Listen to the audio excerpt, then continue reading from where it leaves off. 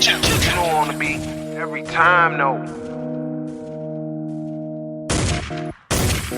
I would like to personally welcome you to Man Hour After Dark. Say that then. While I bring you the host, Mike, Buck, and Cone. You know who coming to the stage. Sports talk than what you about to hear right here. I second that. Go.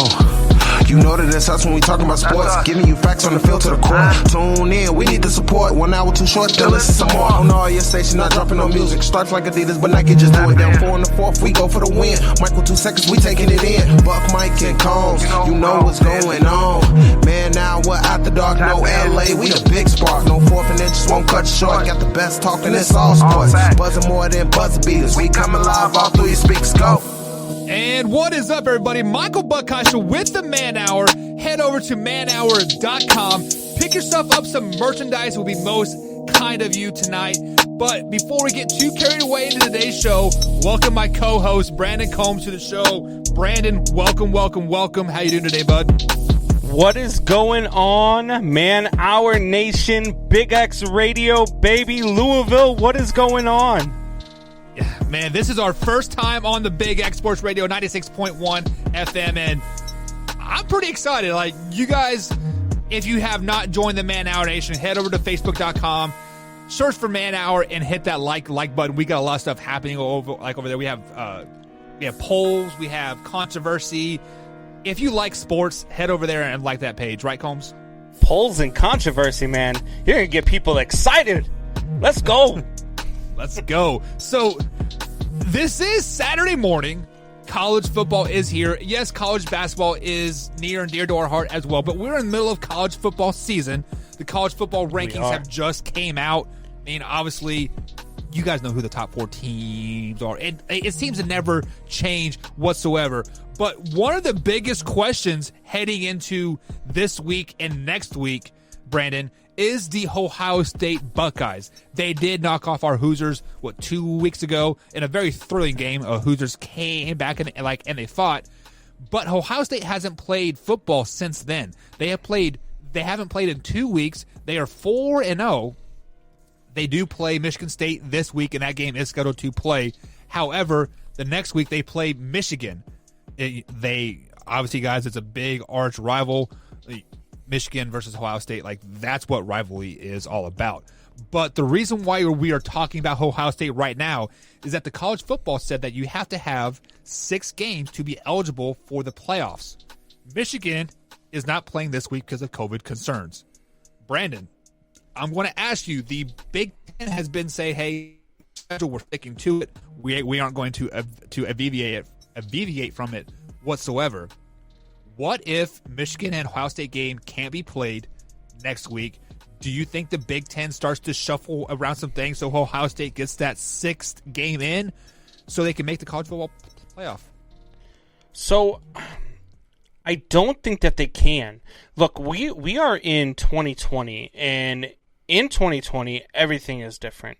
And out of all the sports that have come back to play, the NBA, the NFL, MLB, hockey, in the NHL, I mean, you've seen them deal with it in a different way than the NCAA has. And I don't think that the NCAA is going to allow the Big Ten to shuffle around the schedule because of COVID concerns. And, everybody's got their yay or nay on COVID. Is it as bad as they say it is, or are they blowing it out of proportion? But the thing here is that the NCAA has handled this differently. They're just canceling games. They're not postponing them. They're not doing. If you can't play this week, you're not playing. They're not the NFL. They're not pushing you off till Wednesday.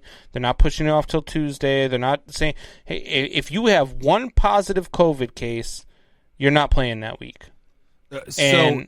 So let me stop you there. That is a Big Ten rule. I believe the Big Ten said even if you were in contact with somebody, you are isolated for, I think it was 21 days. I don't know the numbers exactly, but that was some of their Clemson had their quarterback though. Clemson had Trevor Lawrence.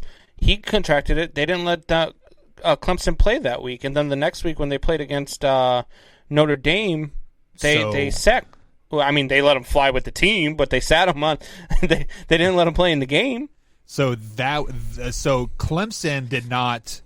Clemson was the game you are referring to is the Clemson Florida State game.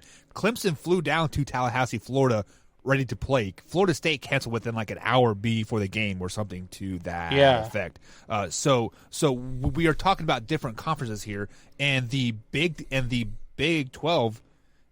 Yeah, you really haven't seen anything about them whatsoever, and like they were one of the first conferences to come back.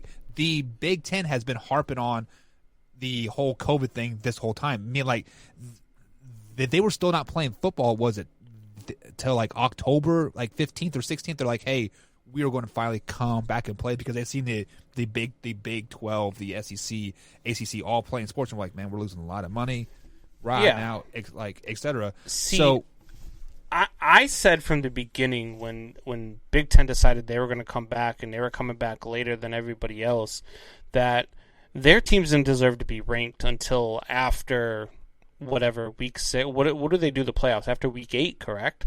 So the first it's usually to rank an Ohio State above a team that's already played 8 or 9 games to me is absurd. How do you rank a 4-0 team over a team that's 7-1, 8-0, whatever the case is?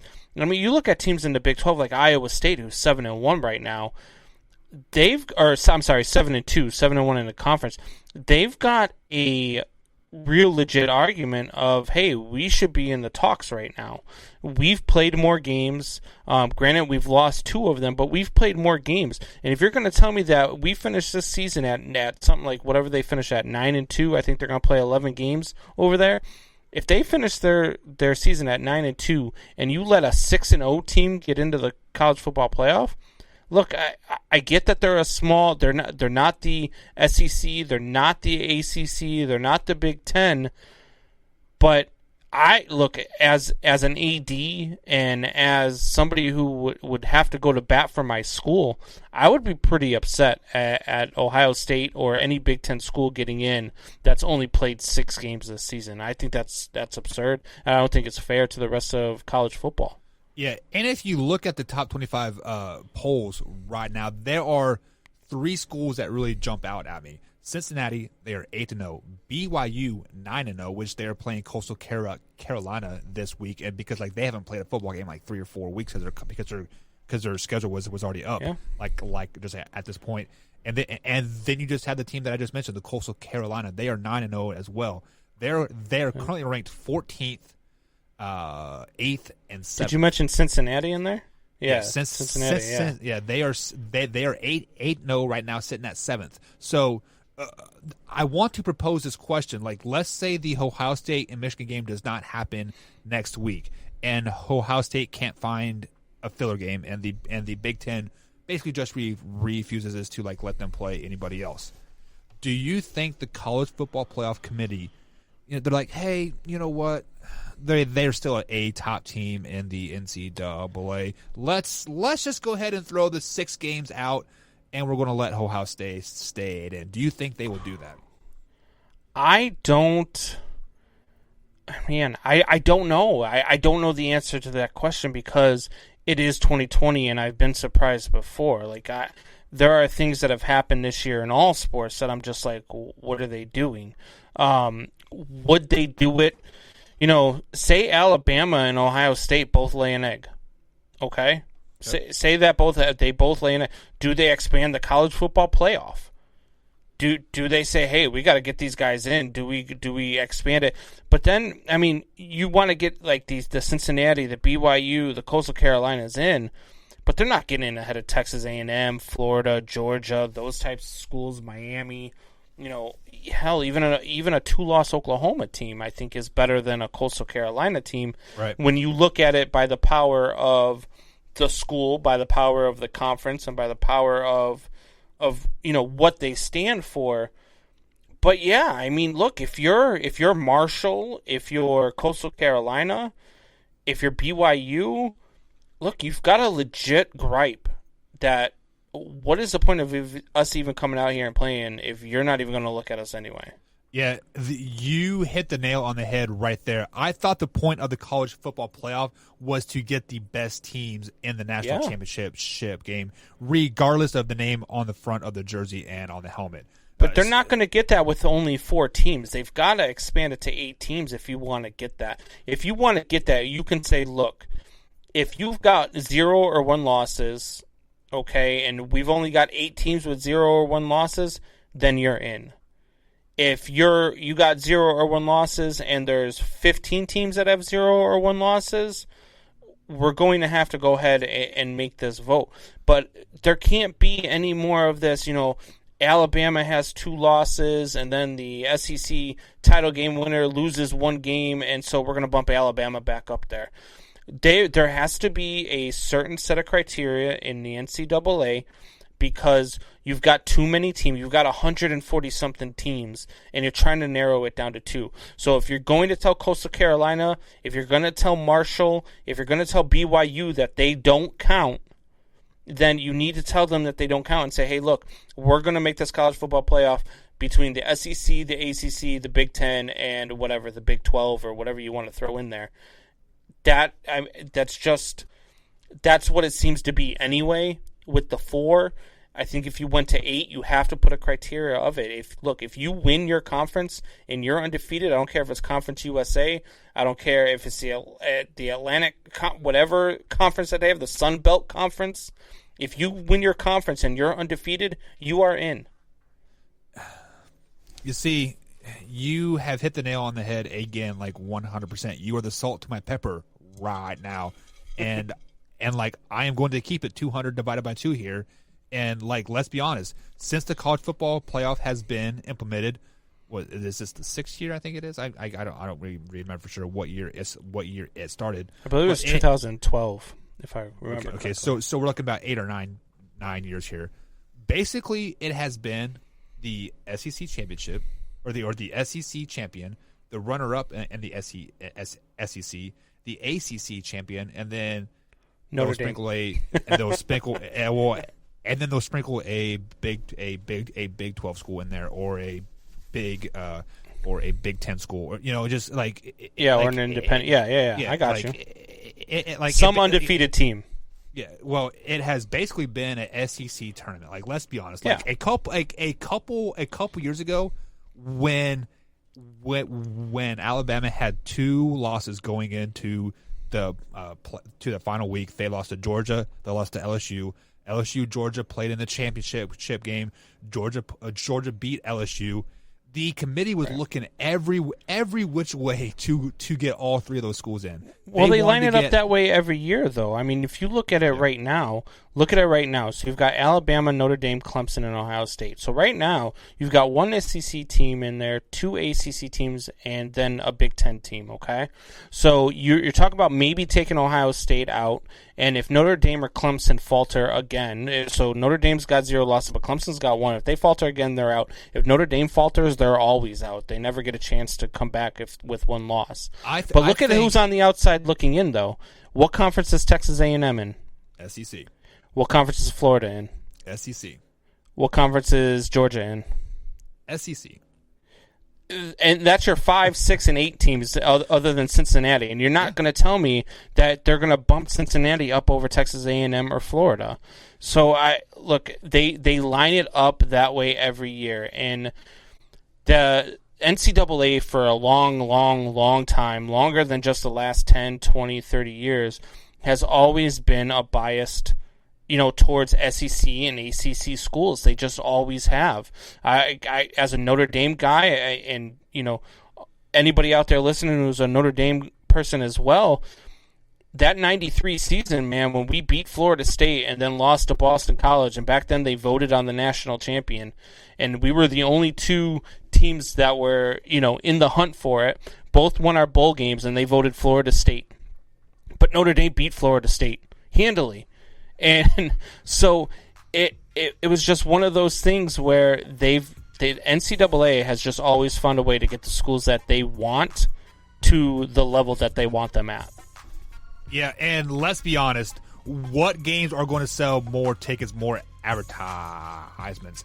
Alabama versus Clemson, Ohio State versus Texas A&M, or Notre Dame versus Cincinnati. Yeah, but you know what? Out of all of those, Notre Dame Cincinnati would probably be the best game. Yeah, but the only people that are going to buy it are people from Ohio and people from Indiana, right? Yeah.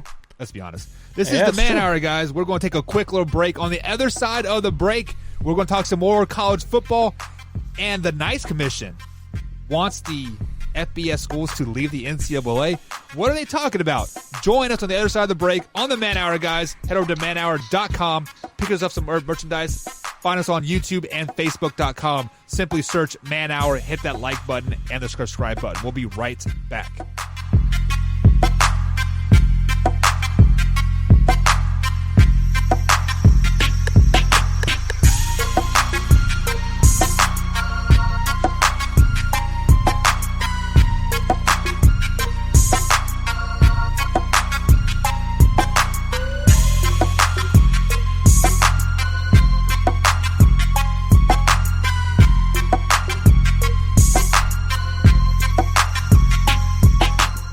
Welcome back to the Man Hour, guys. Michael Buckheister with Brandon Combs, my right-hand man. Head over to manhour.com.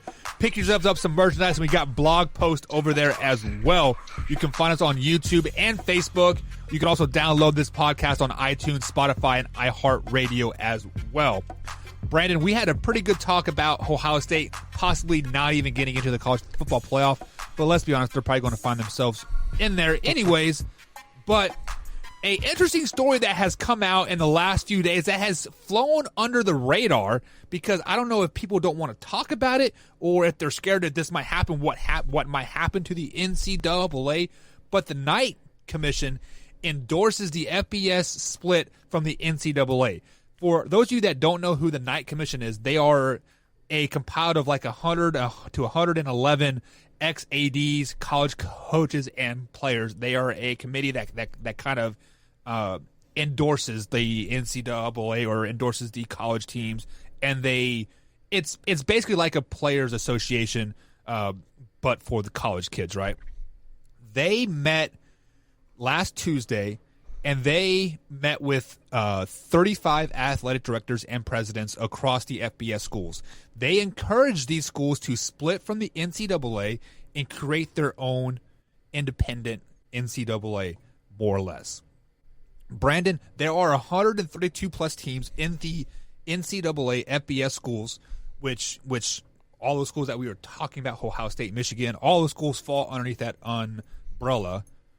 Would you like to see college football separate from the NCAA and kind of make like a minor league football system? They pay their players $1,000 a game or so. You know, they don't they can still go to school and stuff and like scholarships and like all that stuff, but they're getting cash on the side. Because let's be honest, we fill the stadiums in college stadiums not for the coaches. It's for the student athletes that are out there. Let them get a little bit of bread. What are your thoughts about that? So I'm kind of mixed. So I've always been a big advocate of the NCAA needs to pay its players. They make so much money off the backs of these kids that they need to pay them more than just the monthly stipend or whatever it is that they get already. They need to pay these guys, better than what they're getting paid, or at least allow them to take on endorsements, because these kids are making, again, millions and millions of dollars for each school. None of us are watching college football on Saturday saying, man, I hope the athletic director's in the stands. I'd really like to see that guy.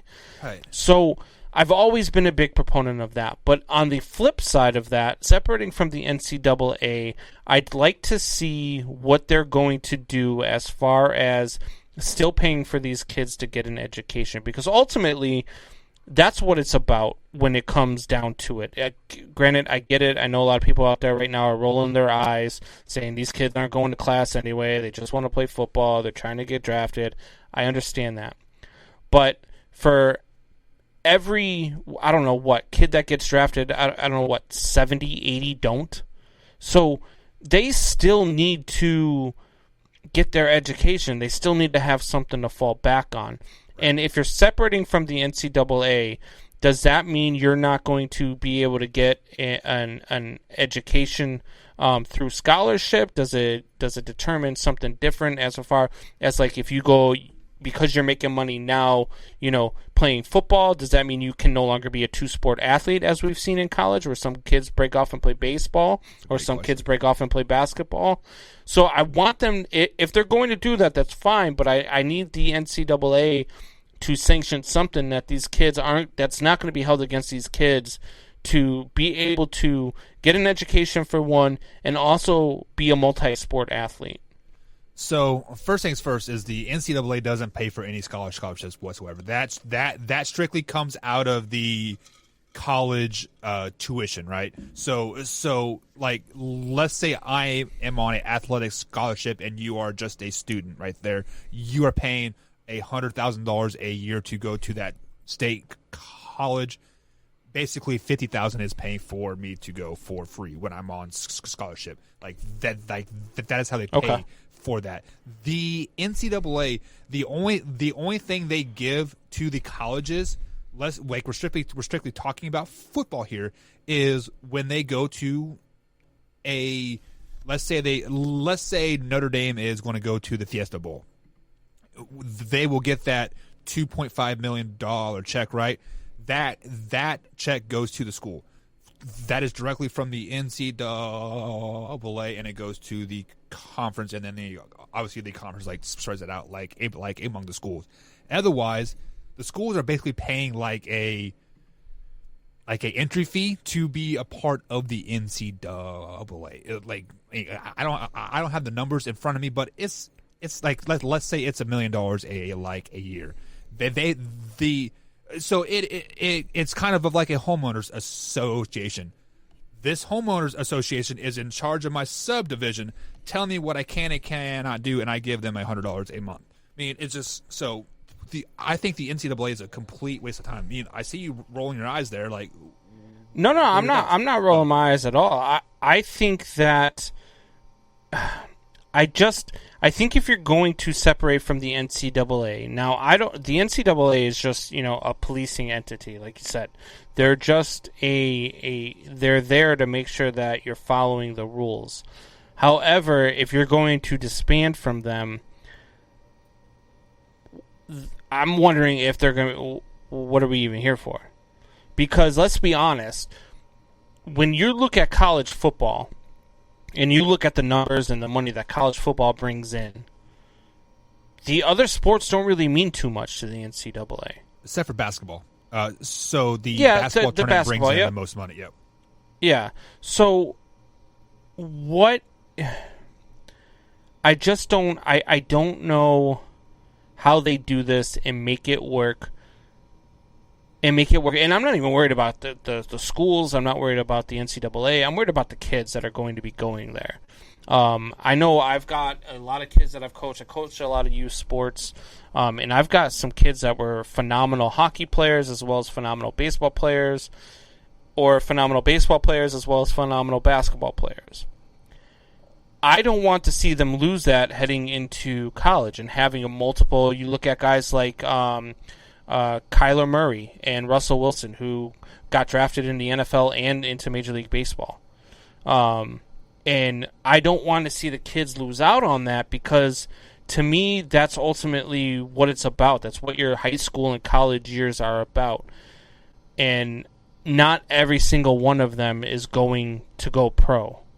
And you are 100% correct. So like, I was a college athlete. Like, I played on a Division I team, and like, I've seen it firsthand where, like, I am a celebrity on Saturdays, but yet my coach is making $8.6 million like a year. And Sunday morning, I'm have to eat tuna fish and crackers just because I can't afford to go and even buy hot dogs. Right? I've been there. I've done that, and it completely sucks.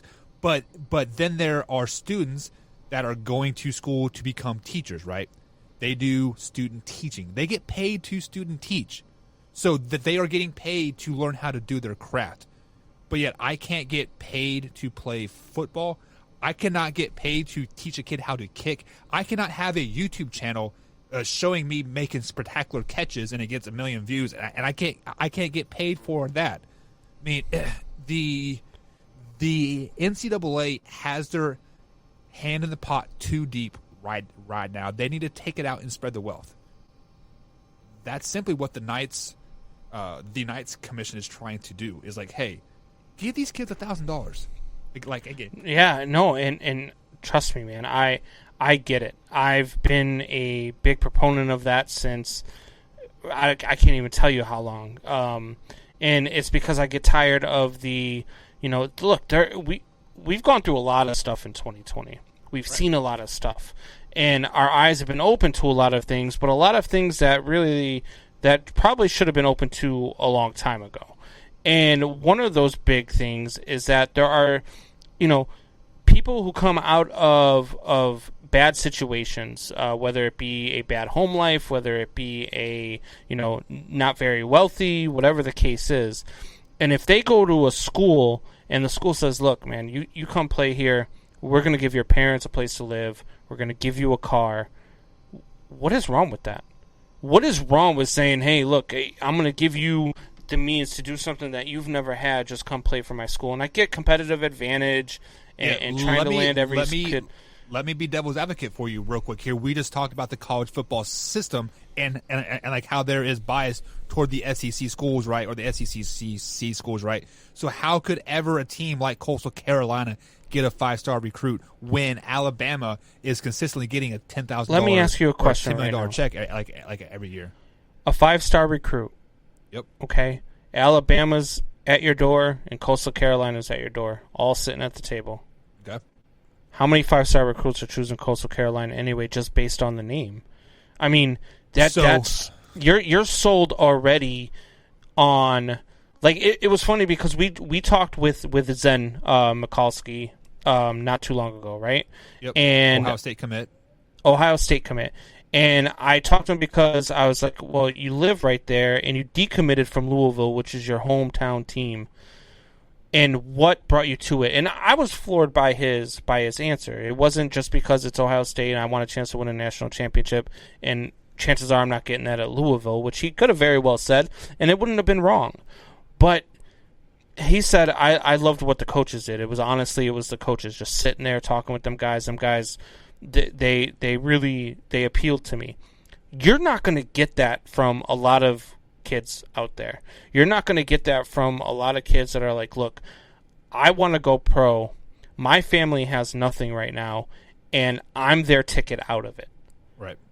They're not going to Coastal Carolina because tell me one player right now in the NFL that you know who is a stud who came out of Coastal Carolina or Eastern Carolina or NC or North Carolina Tech. You know what I mean? Like, you get what I'm saying, right? I cannot tell you like any studs from Coastal Carolina, but wasn't Antonio Brown from Eastern Michigan, right? So, how about Jerry Rice? He was from Southwest Missouri State. So, those kids, like right now, anomalies. Yeah, but I'm saying like that was back in the day. So think about now. It hit those kids. Jerry Rice, Antonio Brown went to the schools now. They would be aired on ESPN because ESPN has billions upon billions of dollars, and they're airing damn near every college football game. Yeah. So they're airing high school games. Yeah. So basically, back in the day, I graduated high school in 2005. So 2007 to 2008, I had to go to a Division I Power 5 school to even be thought like in my head, like I have to be here to be seen on TV so I could show out to these these scouts, right? But nowadays with the TV money and stuff like that, come on, man. I mean, if you want to watch Alabama, you can watch them at 7:00 on a Saturday night, and you can watch them in prime time on ABC. If you want to catch Coastal Carolina, you got to catch them on Tuesday or Wednesday when they are on ESPN 9, and they, you know what I mean? Like, you're just not paying attention. I mean, when we do our live shows, I'm watching the Tuesday night, the Wednesday night, and the Thursday night game. and I've got it on in the background, but half the time, by the time we get off the show, I'm like, I don't even remember who the heck was playing. Right. You know what I mean? Like, you're right. It's a different animal, and I don't think that by saying, oh, if you come to us, I'm going to give you a car, or I'm going to give your parents a house, I really don't think that's influencing the kids as much as the opportunity to be seen and to go to the NFL. True. But, guys, so we are going to take a quick little break. On the other side of the break, we've been talking about SEC bias. We've been talking about ACC bias all night long. And we're going to break it down. Who is the best NCAA football conference since all time or since 2010? We'll kind of figure out how that goes. This is Man Hour. Catch on the other side of the break. manhour.com. Find us on YouTube and Facebook as well. You can also download this podcast on Spotify and iHeartRadio as well. We'll be right back here on the Man Hour.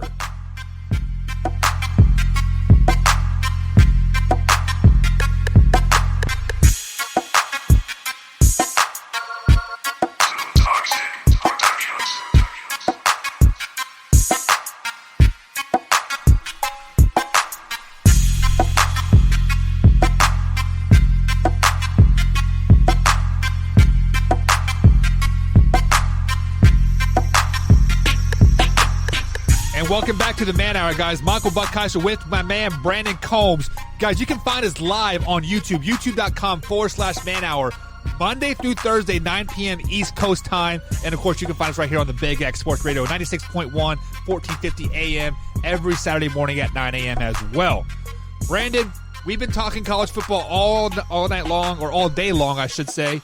And it's time to talk some more college football. We have kind of been in a debate on the old Facebook page, back and forth with some other people like all week. We brought it up in other shows previous, like in this week. So today is a day that we finally get the direct answer from the horse's mouth. Is the SEC the best college football conference ever? No. The SEC has been dominant, unquestionably dominant over the last, 10, maybe even 15 years. But every conference has really gone through that. I mean, if you look back, the Big 12 and the Big 10 pretty much ran the 90s and early 2000s. You look back, Nebraska was a powerhouse. Iowa was a powerhouse. Michigan State was a powerhouse. Notre Dame, BYU, the Independents, they were... The SEC was really, other than Alabama, and even in the 90s, Alabama was really a non-issue. Back then it was Penn State and Nebraska every single season. It was them, fighting for number one. And so I think that over the last 10 years, because Nick Saban has transcended college football. Let's just face it. Sure. Nick Saban is a beast, and Nick Saban has changed the face of college football. So I don't know. I think that the SEC, and I think people nowadays, they want to say they lose sight of what was, and it's what is. And right now, you could look at it and say, yeah, they're the greatest of all time. It's the best it's ever been. But I'm telling you right now, man, some of those 90s Nebraska teams were every bit as good as these Alabama teams have been. Some of those Nebraska defenses were better than any of these Alabama defenses ever dreamed of being. And so I have a hard time saying they're the best ever, and I know we've gotten into a lot of stuff on Facebook about it, but it's just not, I don't know, man. It's just kind of the world we live in, where everybody wants to just go with what's hip now and say it was the best ever.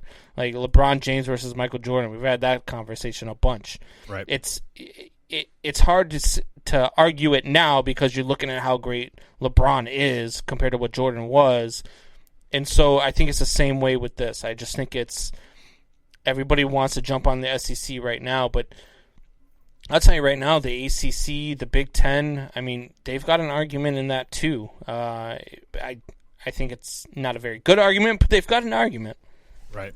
Yeah. So just to add to your point there, I feel like we live in a generation where we are the prisoner of like, what have you done for me lately, right? I mean, like obviously the SEC has won 7 of the last 10 national championships. I believe it was, but like if you want to say the best conference ever, like you have to look back to the 80s and 70s and even the 90s, right? The Big Ten has by far been one of the most dominant conferences over the longer period of time.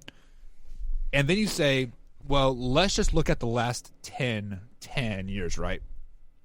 The problem is that there is so much different styles of play per conference right now that like you are basically kind of comparing apples to oranges. So then, like for example, the Big 12. I am a Big 12 fan. I went to Kansas State. They are a air raid offense right now, and defense is optional, right? You are going to have 50, 60-point games every game. The Big Ten, they are smash mouth football. They are run up. They are let's run a power I, and we're going to put 8 guys in the box, and we're just going to bump heads. And then the SEC is more of a pro style friendly type thing. You know, they have some West Coast stuff. They have some more, you know, like it is not typical option, right? Like the RPOs or like anything just like that. It's more NFL style. So you get in the clashes of styles more or less, and then people want to say, hey, well, the SEC has 339 professional players since 2010 going to the NFL. Then my question that I'm going to raise to you, Brandon, is like, how do you measure college football success? Is it getting kids to the pros? Is it getting kids education, or is it winning a lot of ball games? Like, what is the measurement of success in college football? Like, that's what it comes down to. Well, I look at it like this. I look at success in college football as how successful are your kids after they leave the program. Because if you look at kids that have gone to the NFL, Notre Dame leads that statistic all time by far. And then you've got, I think, Ohio. I don't even think there's an SEC team in the top 4. So I look at your success with like USC. I mean, how many quarterbacks have they dropped into the NFL that have just not been good? Mark Sanchez, comes to mind right off the top of my head in that butt fumble that we see every year. Well, wasn't Mark Sanchez from USC? Wasn't that the Pac-12? Yeah. That's what I said. I said the USC. How many quarter? Yeah. So when you look at the success that your kids are having outside of the program, that's really what you're supposed to do as a school. It's the same thing with high school. You're trying to develop these kids to get ready for college or to get ready for life after high school. Same thing with college. You're trying to develop these kids for the pros, and you're trying to develop them for life in the real world to deal with their degree. When you've got kids coming out, I'm a big proponent of Jameis Winston, but he's also had his issues outside of the football field. And when you're doing stuff like that, it kind of shows who you are as a program. Great. So Nick Saban is winning national championship after national championship. We all know the allegations there. So maybe the most successful programs are the Coastal Carolinas, are the BYUs. Maybe the most successful programs are, the Georgias or these schools that maybe are sending less kids to the pros, but when they get to the pros are really, shining and really coming through, and they're not having these off the field issues, and they're not, you know what I mean? That's to me, that's what signifies a good school and a good program. So basically, your measurement of success is a Larry Fitzgerald type of guy. He he goes to work, he does his job, he helps in the community when he can, and stuff like that, and he keeps his nose clean. Julio Jones, Fitzgerald. You're looking at. You've got a lot. There's a lot of great character guys in the NFL. Christian McCaffrey comes to mind.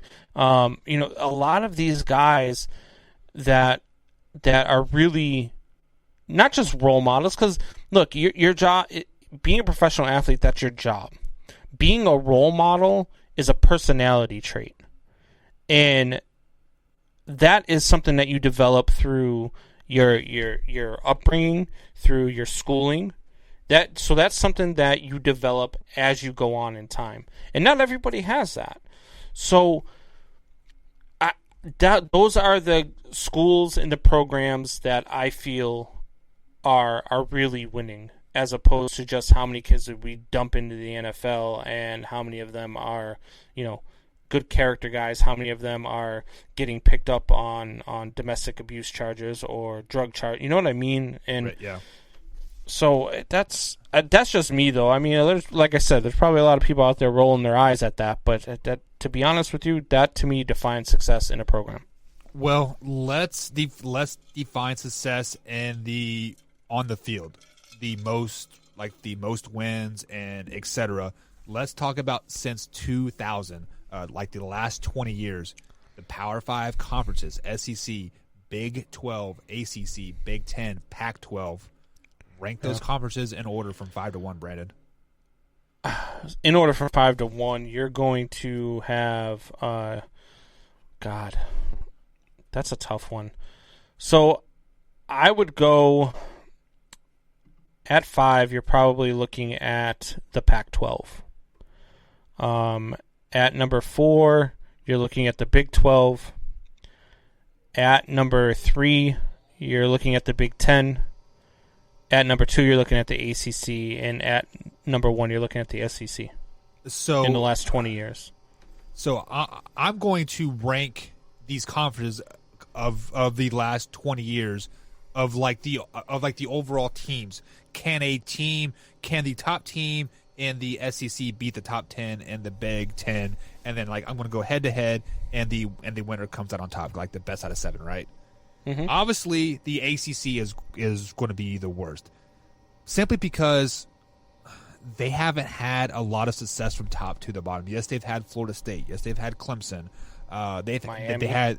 They had Miami as well, and Boston College for a couple years. But outside of that, they haven't had a lot of success in the 2000s range. Next up, you're going to go Pac-12, simply because the Pac-12 they have 16 teams now or something ridiculous. Yeah. Just that. It's still called the Pac-12, which that still blows my mind. Why don't call it, change your conference name? But they got 14. But I digress on that. But so the Pac-12, yes, you've had your Oregon Ducks. They were dominant in early 2000s with all that speed kills. Then you had USC, but outside of that, you really had Stanford and and then UCLA just for a couple years.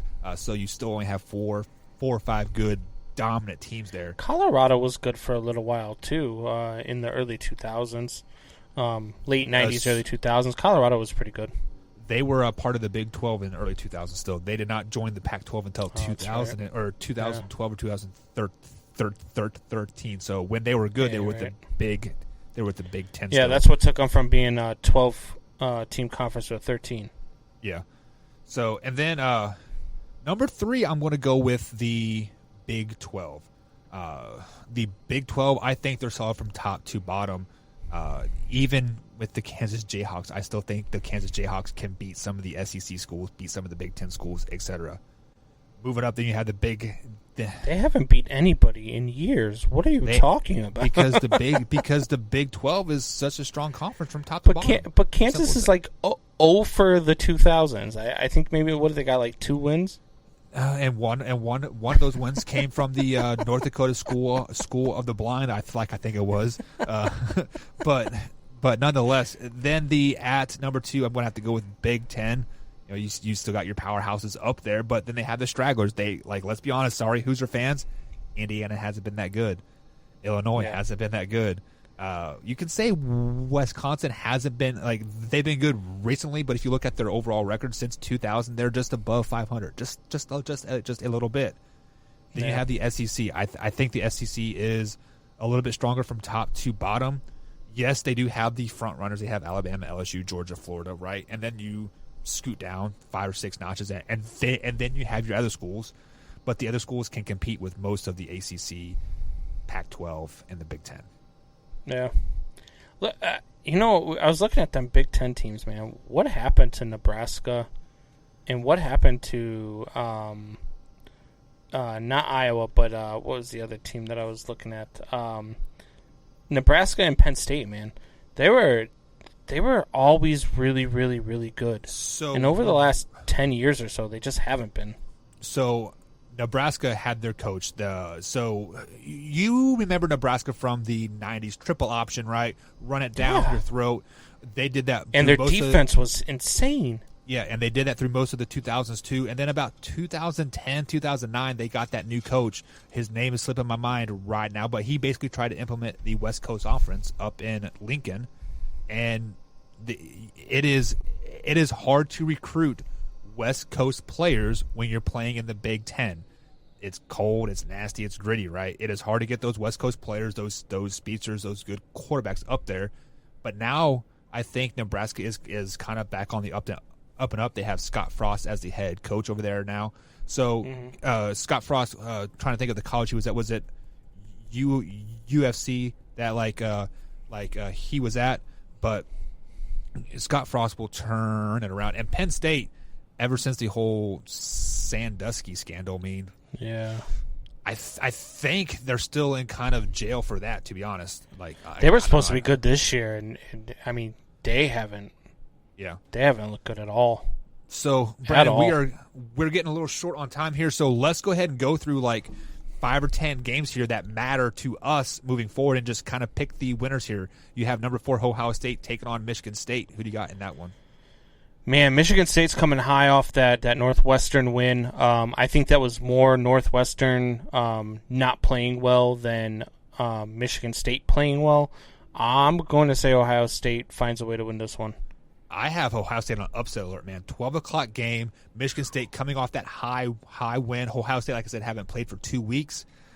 The Spartans might have a chance here. I would love it, man. Until Zen starts playing there every day, I'm rooting against Ohio State, so I wouldn't mind that. And then you have number 5 Texas A&M traveling to Auburn to take on the Tigers. This is also a noon kickoff. Who do you got in this one?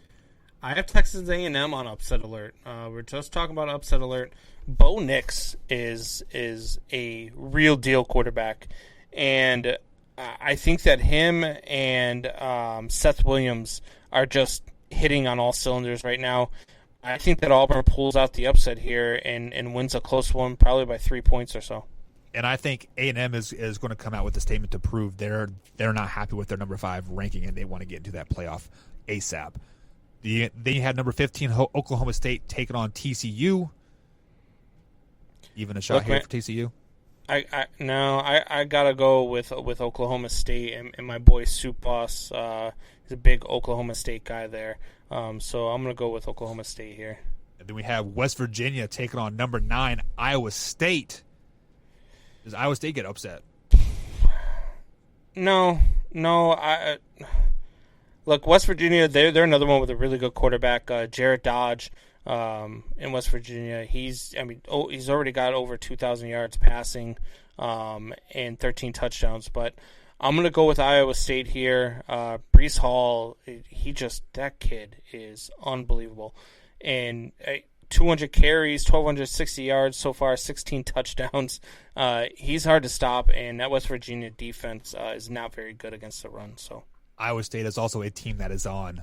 That they're not very happy of their ranking right now, so they have to dominate West Virginia, and I think they're going to do that and try to jump up into that college football playoff here a little bit. Now for you Hoosier fans, number 12 Indiana does travel to Wisconsin to take number 16 Badgers. Brandon, sorry, Hoosier fans. I know, it's our first day on the network, and I'm already going to make you mad. Wisconsin wins this one. Look, Indiana, they had a good run. Tough loss in their last game, but Wisconsin's just really, really good. They haven't gotten to play a lot yet because of COVID, but they are really, really good. And so I'm going to say Wisconsin beats. Well, I think Indiana keeps it close, though. It's probably a one-score game, but I got Wisconsin. I would agree with you on the one-score game, but Pence Jr. is out, torn ACL for the year. The Indiana Hoosier quarterback, Wisconsin wins big in this one. It might be a 20 28-point game by halftime. Boy, we ain't making the new fans very happy. It is going to get ugly bad. And then the game that Mike wanted to talk about, but Mike is not here today, Alabama versus LSU. Any chance LSU upsets Bama? God, I hope so. I just don't think so. Alabama's just too good. Mac Jones, Najee Harris, Devontae Smith, those guys are beasts. And LSU is not very good this season, under 500. And so, you can always say maybe an upset for LSU, especially since it's a home game. But I'm going Bama. If this was not 2020, 2019, 2021, 2022, anytime Bama comes to LSU, comes into the Death Valley, they got a shot. But there are no fans at LSU right now. LSU gets rolled. They get rolled hard. And then the last game we're going to pick, we have a friendly wager going on. The loser of this game has to shave their beard. Mike LeBall is a Texas fan. I am a Kansas State fan. So if Kansas State beats Texas, Mike's going to have to shave his beard. Obviously, I got Kansas State. But who do you got, Brandon? I'm going with Kansas State here. Kansas State beats Texas. Mike has to shave his beard. He's not going to be very happy. Malia's not going to be very happy. But you and me, we're going to get a pretty good chuckle out of this, and we're going to have a whole lot of fun on the lives that all you people over here listening on Big X Radio need to join us for this coming week, because Mike LeBlanc will be on the show. His voice will be back, and his face will be shaved. And that is going to be it for the Man Hour, guys. Thank you for tuning in. You can find us on YouTube Live, youtube.com/Man Hour every Monday through Thursday, 9 p.m. East Coast time, 8 p.m. Central, or you can find us on manhour.com as well. Brandon, before we head out, any closing thoughts? Look, be kind to everyone. You never know what somebody is going through. Just be kind to everyone. Have a good night, Man Hour Nation.